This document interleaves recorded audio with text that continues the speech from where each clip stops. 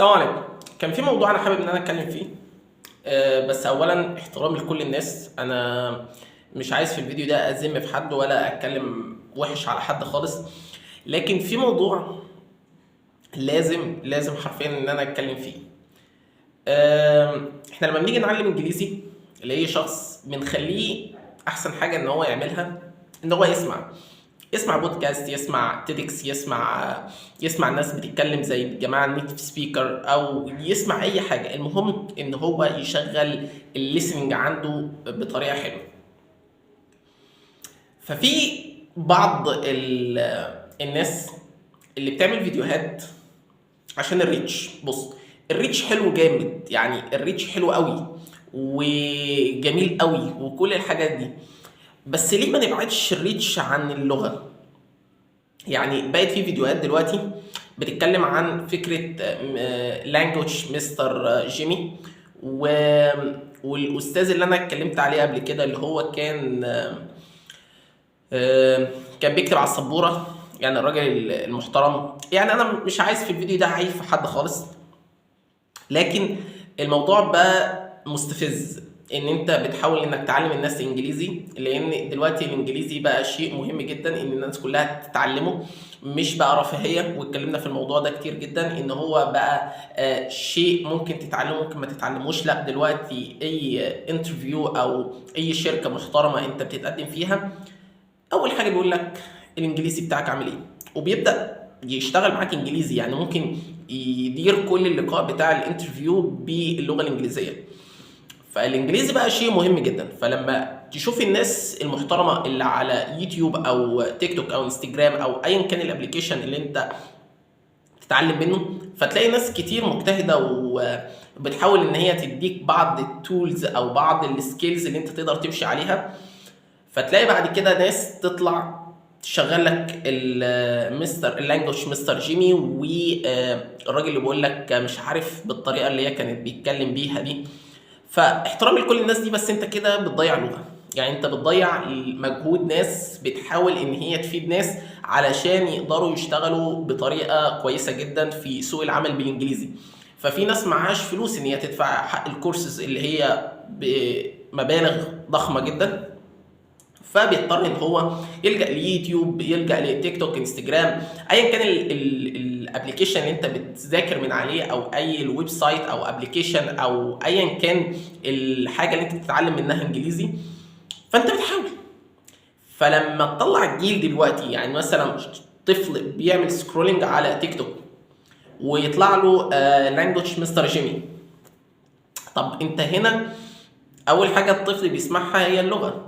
يعني انت لما بتيجي تعلم طفل العربي مثلا، انت بتعلمه بطريقه الاستماع، انت بتخليه ان هو بيسمع بابا وماما واختي وكل الناس اللي بتبقى حواليه دي هو بيسمعها. فمن الطبيعي ان هو هيسمع كتير فهيتعلم اللغه اسرع. فلما تيجي ان هو الطفل مثلا دلوقتي، علشان الامهات دلوقتي بقت قرفانه من العيال او الاب قرفان من العيل، فبتجيله التليفون. فعلى لما نيجي نقول ان والله احنا عايزين نعلم اطفالنا من صغرهم ان هم يتعلموا انجليزي، فلما تيجي ان انت تعمل حركه زي لانجوج مستر جيمي او الراجل المحترم اللي التاني اللي كان، انا عارف ان هي يعني في الاول وفي الاخر ريتش خلاص، لكن بلاش ما نبعد عن اللغه. يعني حاول ان احنا نبعد عن اللغه. فلما يجي طفل يسمع لانجوج مستر جيمي فيفتكر ان ده اللغه الحقيقيه، يعني ده ان اللغه دي هي اللغه المفروض ان انا اتعلمها. فزي بالظبط لما بتيجي طفل تعلمه قران، فالطفل ده لما بتيجي تعلمه قران بتجويد او احكام غلط من الاول، هي نفس الكلمه دي هيبقى صعب عليه قدام ان هو يتعلم صح الكلمه دي، غير بعد عناء. خلاص، اللغه كذلك. يعني انا ما بقارنش بين الاثنين، بس هي يعني اللغه كذلك. فانت لما تقول بروبلم وهو يسمع كلمه بروبلم غير لما يسمع كلمه بروبلم. لما يسمع كلمه بيبول غير لما يسمع كلمه بيبول. فهنا الحاجات دي هي اللي بتشكل اللغه عند اي واحد بيتعلم اللغه. عشان كده دايما لما باجي اقول لك انك لو عايز تتعلم لغه جديده، حاول انك تتعلمها باكسنت. يعني انت لسه زيرو انجليزي او زيرو اي لغه انت بتتعلمها.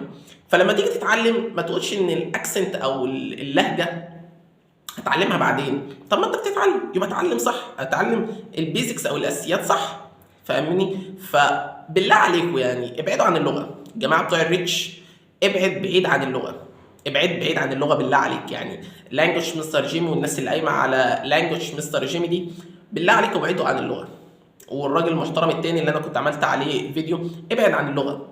احنا بنحاول ان احنا نطلع جيل بيعرف لغه. احنا والله العظيم بيجي لنا ناس في السناتر بتبقى بتعاني جدا من فكره الليسنج عندها بسبب الناس دي. ما هو يعني طول النهار عامل سكرولنج، فلما بيسمع من الحاجات دي هو متخيل ان ده الانجليزي الصح.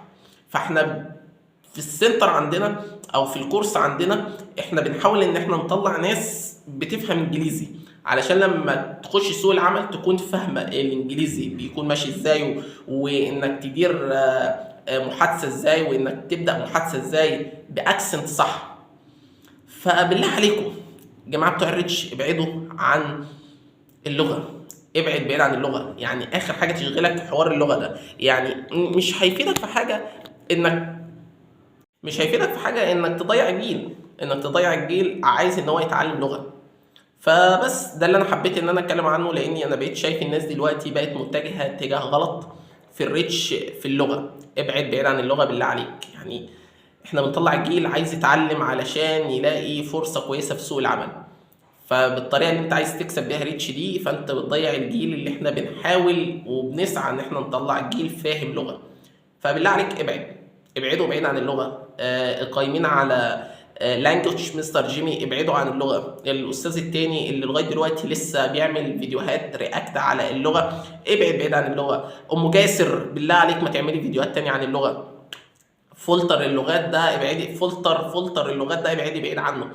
وبس ده اللي انا كنت حابب ان انا اتكلم عنه. فيا ريت يا ريت نبعد اللغه عن الريتش، لان هي مجال لاي حد عايز يتعلم اي حاجه جديده في حياته، سواء كان جرافيك ديزاين او ايديت او مونتاج او بروجرامنج او ايا كان الحاجه اللي هو عايز يتعلمها. فهي اول حاجه لازم يتعلم انجليزي. فاحنا بنعلم انجليزي علشان يفتح له حاجه كويسه في سوق العمل. فبالله عليكم ابعدوا بعيد عن اللغه. اشوفكم في فيديو قادم. سلام.